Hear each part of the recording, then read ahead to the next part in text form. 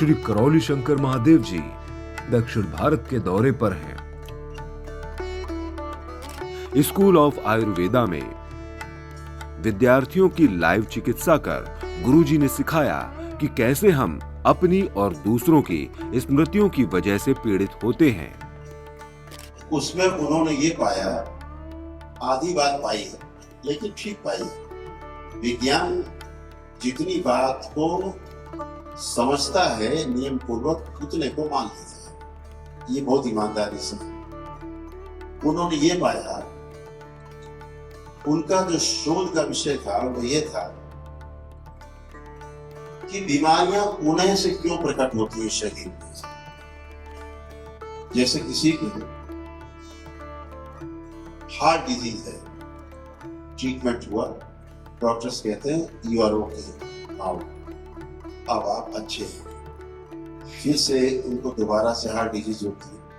एक बार heart attack होता है, फिर पड़ता है, दोबारा होता है, दोबारा होता है, मृत्यु हो जाती है। कैंसर होता है, आप जाते हैं, लोग चेकअप कराते हैं, बायोप्सी कराते हैं, कीमो कराते हैं, सर्जरी हुआ, रेडिएशन किया, you are okay, certificate, now you are okay. फिर से हो जाता है कैंसर, बार बार हो जाता है कैंसर और उसी से मृत्यु होती। ये क्यों होता है, बार बार रोग रिपीट क्यों होता है, ये उनका शोध का विषय था। उन्होंने ये पाया कि जो ट्रीटमेंट है, ट्रीटमेंट की जो स्मृतियां हैं वो बनी रहती है कि मुझे ये रोग था, मेरा ये ट्रीटमेंट हुआ, यह नेपथ्य में हमारी स्मृतियों में स्टोर रहता है। हमारे जो जीवन का भाग है, चित्त, उसमें स्टोर रहता है। और वह जो स्टोरेज है स्मृतियों का, रोगों के ट्रीटमेंट का, वही रोग की पुनः उत्पत्ति का कारण है। पुनः से रोग उत्पत्ति। इस निष्कर्ष पर इजराइल और इंग्लैंड के वैज्ञानिक पहुंच चुके। आधी बात की उन्होंने।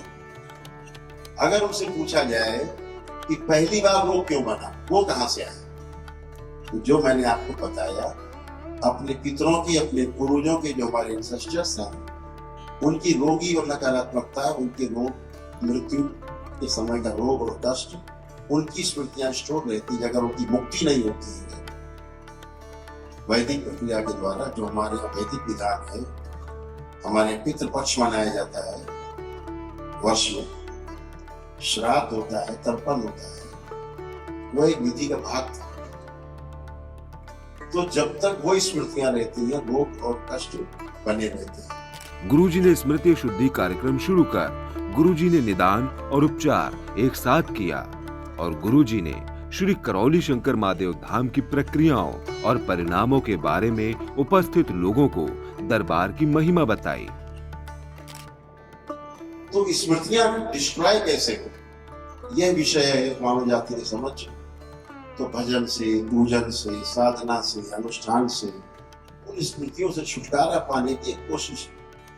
भजन करता है, भूल जाता है कुछ समय के लिए, थोड़ा आनंद रस अंदर आता है, आनंद आता है, लगता आनंद आया, उस समय के लिए भूल जाता है। जैसे कष्टों में रहने वाला व्यक्ति शराब पी के अपने कष्टों को भुलाने की कोशिश करता है, शराब पी के कष्ट नहीं जाते।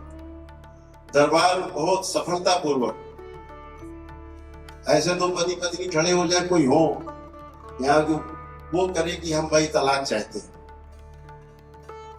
दरबार से वैदिक प्रक्रिया के पश्चात एक दिन के अंदर अगले दिन वो तलाक को वापस लेने जाते, कोर्ट से अर्जी वापस लेने जाते। जो लोग सेवन करते हैं मांस मदिरा का, दरबार एक दिन में छुटकारा दिला देता है, सेम डे। वो कभी छू भी नहीं सकते मांस मदिरा। बच्चों में पढ़ाई लिखाई का जो इस तरह कॉन्फिडेंस लो रहता है, दरबार के काम है सेकेंडों में आपके कॉन्फिडेंस को हाई कर देना। जितने बच्चे बैठे यहाँ से जब उठेंगे तो आप सबका कॉन्फिडेंस हाई होगा।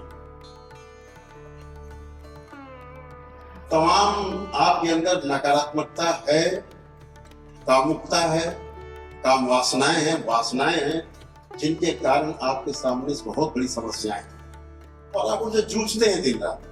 आप धारने भी कर सकते हैं, निकलने का कोई रास्ता भी नहीं है अगर स्मृति डिस्ट्रॉय नहीं होगी। दरबार में सेकेंडों में डिस्ट्रॉय करता है, विद फ्यू सेकेंड। विद्यार्थियों की चिकित्सा। मठ के पदाधिकारियों से स्वस्थ चर्चा कर श्री करौली शंकर महादेव गुरुजी त्रिवंतपुरम से बेंगलुरु के लिए रवाना हुए। तत्पश्चात श्री करौली शंकर महादेव गुरुजी ने पीड़ित भक्तों की ऑनलाइन चिकित्सा शुरू की। हरिहर